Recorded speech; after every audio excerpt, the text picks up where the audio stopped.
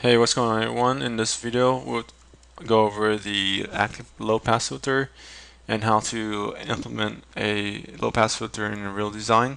So let's first go over the trans function of a single pole low pass filter using op amp, a single op amp.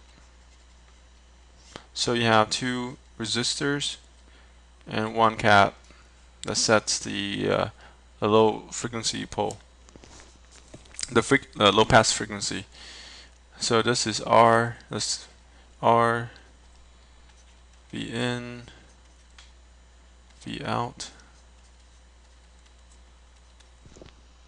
R1, R2. So the trans function is V out over V in, and if you do the KCL, you get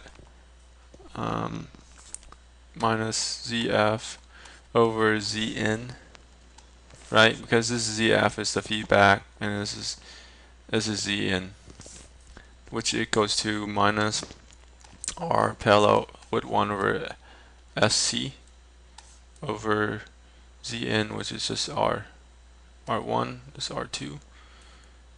Alright.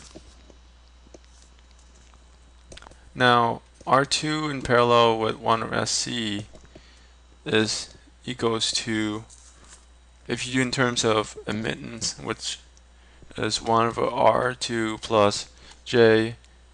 Why did I do J? We're sticking with S for now, it's easier.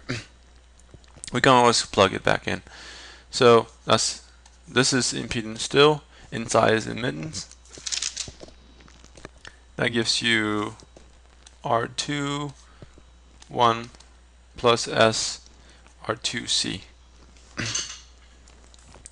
So this is ZF, right? Now the trans function, let's define this as H. H now is equal to minus R2 over 1 plus SR2C over R1.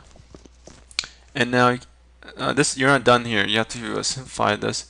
So you factor out minus R2 over R1 times 1 over 1 plus SR2C. Now the pole omega p is equal to 1 over R2C. So the pole is just set by these two combination. Okay.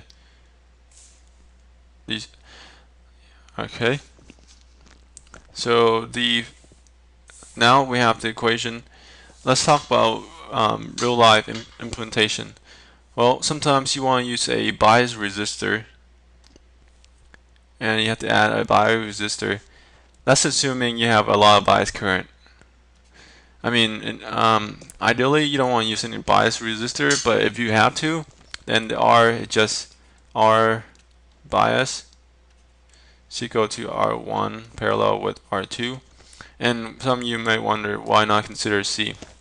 You remember that the bias current IB is at DC. So at DC this isn't open, so all you have is just the impedance looking out here and looking out here. So these two are in parallel because here is a short, because this is a voltage source, and here is a voltage source, and it's shorted. So impedance looking out, it's just R1 parallel R2, gives you RB. Alright, so in real life, if you want to do high speed, low noise, I recommend using either R1 or R2 in the range from 1 kilo ohm to 10K. I mean, if you increase the frequency, I mean, if the speed is really fast, you might even want to consider lowering this resistor value low, because at high speed you have a lot of parasitics, and the op amp works a lot better when you have lower resistance values in this range. For a capacitor, you know, the range can go from 100 picofarad to these are common values, 100 nanofarad. And the reason why I wrote down these values is because if you want to create a temperature stable op amp low pass filter, these are the values that actually you can get COG, capacitor, which is temperature, the best temperature coefficient you can get for capacitors, or NP0. These are equivalent. So that's a real life consideration you have to note. So, you know, for capacitor values in this range, it can get expensive. Yeah, just check it out on Mouser and you see what I mean when you try to find these COG capacitors. So for a capacitor higher than that, you know, you can get X7R, X5R. That's the next best thing you can do if you can't do COG or NPO. These are like 20% temperature variation over full range. This one is like less than 5% or even better. Okay. Yeah. So yeah, in the real design, these are, you know,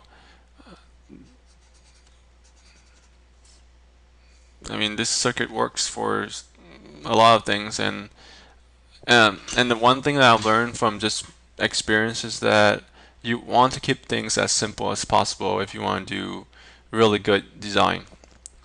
So, you know, a fancy, some kind of fancy design wouldn't probably work at high frequency. So at high frequencies, you want to keep everything simple.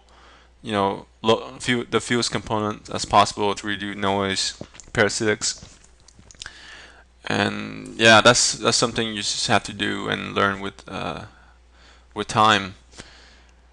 All right, I guess I'll conclude this video. Thanks for watching. Let me know what you think. See you next time.